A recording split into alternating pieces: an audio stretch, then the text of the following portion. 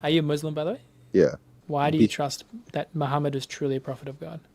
I don't believe he was deceived at all. But why? Why Yeah. don't you think he was deceived? Because why would he preach about worshiping one God? Why would he preach about giving charity? Why would he preach about hating Satan? Yep. Satan's your enemy.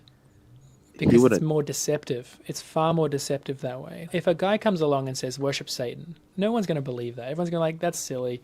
But if someone says, worship God and establish these practice of charity and fasting and things like that, that looks righteous. That looks pretty good. And so therefore it makes it much more deceptive.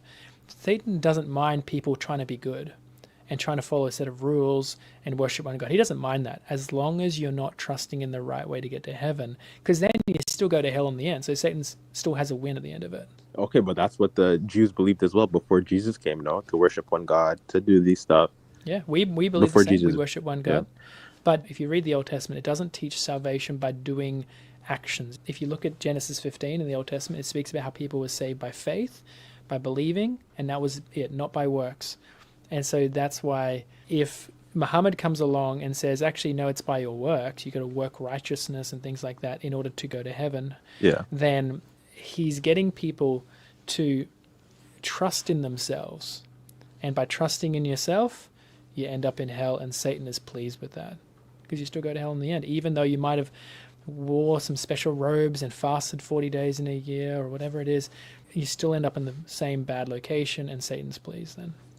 No, I get where you're coming from. Plus, Jesus made three big claims about himself: one, that he's God; two, that he would die on the cross; and three, that he'd rise from the dead. And they are the three central things that Muhammad denies about Jesus.